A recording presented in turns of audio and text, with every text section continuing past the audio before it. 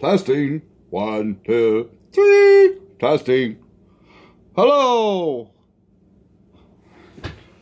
Hi, how we doing? Today, I'm going to show you the right way to pan fry steak. What I have selected today is chuck eye steak. Normally, I don't like to do chuck eye steak, but look at them. They're beautiful. They're thick, perfectly shaped, lots of marble. So, first thing you do, you want to cut on your frying pan and get it hot. You want it so hot that it's ready to smoke. Now, a lot of people like to marinate their steak beforehand, overnight, a few hours before, whatever.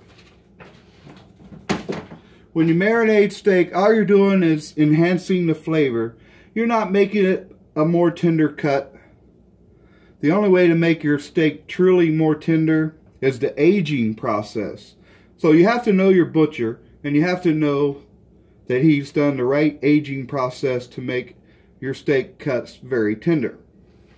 Okay, now, what we're going to do, I have a little vegetable oil. We're going to rub some oil on. You can use any kind of oil you like. I'm using vegetable oil because that's what I have, and that's the way we like it. Okay, we're going to get all nice and dirty here. Rub vegetable oil all over the steak. There you go. Yummy, yummy. Another good option is melted butter or olive oil. Whatever. It doesn't matter. Your favorite oil. I have some paprika.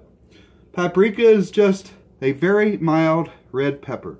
That's all it is. We're going to hit both sides with some paprika. Yeah. Yummy, yummy. Get it good and hot. Meanwhile, the pan is on. It's getting hot, but it's not smoking yet. You want it smoking. I have here some minced onion. I like a little minced onion on my steak. Yeah, a little minced onion on there. If you rather, you can use fresh onion and pepper, mushroom. You can grill all that up right there with your steak. That makes it good. And I have a little garlic powder. You can also use fresh garlic. I was going to use fresh garlic, but instead, I have a nice chuck roast or loin roast going in the slow cooker. And I just happened to put the last of my minced garlic in it. Yummy. Next, I have a little bit of thyme. You can use fresh thyme if you like. Or you can just put a little bit of dried thyme on there. It brings out a nice flavor in beef. That's it. Okay, now look. Can you see that pan? It's smoking. Smoking. That's what you want. When you're cooking a nice steak with a lot of marble, good even cut, you want that pan to be smoking. Smoking, smoking. Let's bring it up here where you can see it. Yeah, see that pan smoking? Can you see that? Trust me. Let's get a little closer. You want to see this one. Alright, once your pan is smoking, it's almost ready. You want a hot, hot, hot, hot pan for these steaks. Because these steaks, oh, they're aged and cut perfectly. Hear that? Yeah, that's what you want right there. Slap those bad boys in a nice, hot, smoky pan. Now we're gonna cook them just for a couple minutes each side. That's it. No lid. If you put a lid on there, what's gonna happen? That lid is gonna suck the moisture right out of the steak. You don't want that. You want your steak juicy. Ooh, look at that. Also, you'll notice I didn't put any salt. Nope, no salt on the steak. Not until later. Because if you put it on now, it'll suck the moisture out. We want that moisture in the steak. Okay, so we got it on one side. We're looking at the clock. We're only going to leave it on there for like 2 minutes.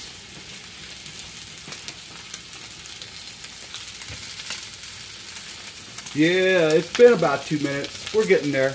There's another piece of information I want to add to you. Normally, before you put your steak in the pan, you want your steak to come up to room temperature normally, slowly. So you pull your steaks from the fridge about a half hour or 45 minutes before you're going to cook it. Now usually what I would do is I'll pull it and I'll rub it down with the seasoning, and then I'll let it sit on the counter for about a half hour or an hour before I even start to cook it. Today I kind of skipped that. Woo, timber! I'm throwing everything around in here. Hey, my assistant's over there. Go and get that. I'll show you my assistant. Hi, my name's Cowboy. I'm your assistant. Yeah. Timber! Alright, look at that.